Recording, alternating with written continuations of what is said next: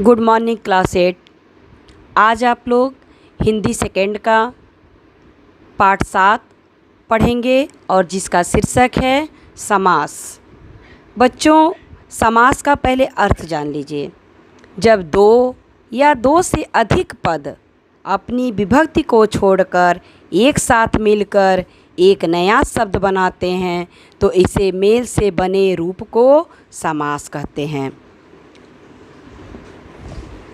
समस्त पद, समासिक शब्दों को समस्त पद कहते हैं। विग्रह करने पे इनके दो या अधिक पद बनते हैं।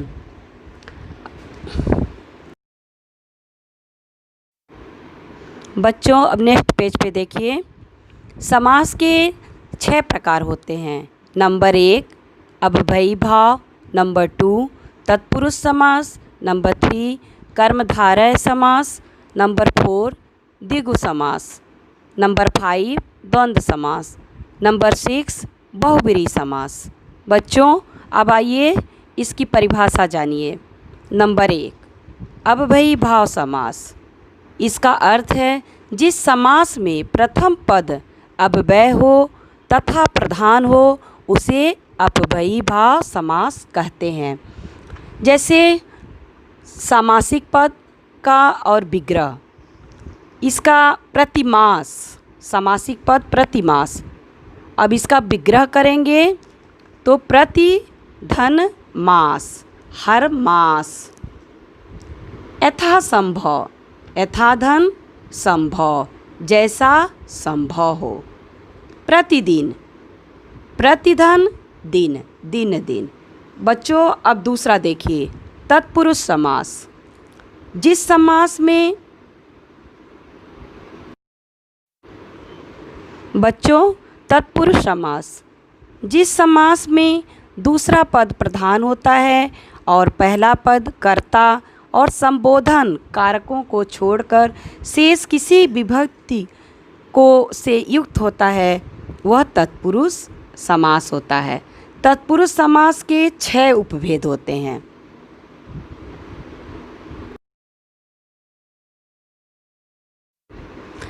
तीसरा कर्मधारय समास। जिस सामासिक पद का उत्तर पद प्रधान हो और दोनों पदों में उपमेय, उपमान और विशेषण विशेष का संबंध हो उसे कर्मधारय समास कहते हैं। जैसे नील गगन, नीला है जो गगन। पुरुषोत्तम, पुरुषोत्तमों में उत्तम है जो।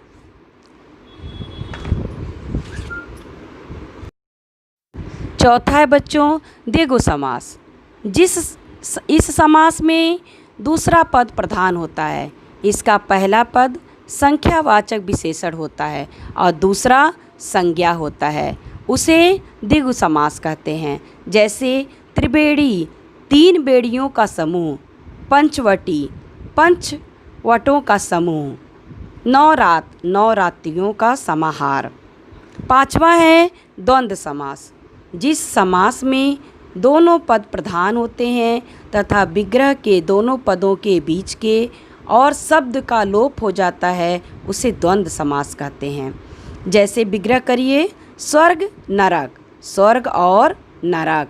पाप पुण्य, पाप और पुण्य। पति पत्नी, पति और पत्नी। 6वां है बच्चों बहुब्रीहि समास। जिस समास में विग्रह करने को कोई पद प्रधान नहीं होता, दोनों पद मिलकर किसी तीसरे पद का अर्थ बताते हैं उसे बहुब्रीहि समास कहते हैं। जैसे चतुर्भुज, 4 भुजाएं हैं जिसकी, यानी विष्णु भगवान। त्रिनेत्र, 3 नेत्रों वाला है जो, जिसे कहते हैं शिव। द्विगु समास और बहुब्रीहि समास में अंतर। द्विगु समास में सामासिक पद का पहला पद संख्यावाचक विशेषण होता है और दूसरा पद उसका विशेष। लेकिन बहुब्रीहि समास में सारा सामासिक पद ही विशेषण का काम करता है। अब आइए बच्चों नीचे, कर्मधारय समास और बहुब्रीहि समास में अंतर। कर्मधारय समास में एक पद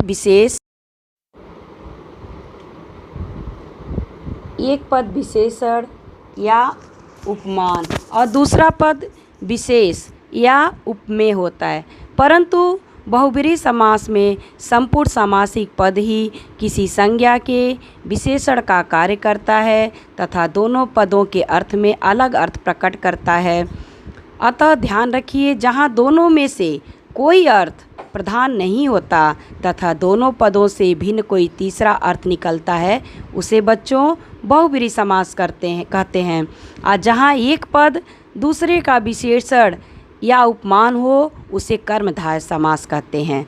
जैसे बच्चों दशानन 10 मुखों वाला कर्मधारय समास हुआ, और 10 मुख है जिसके अर्थात रावण बहुब्रीहि समास हुआ। बच्चों धन्यवाद।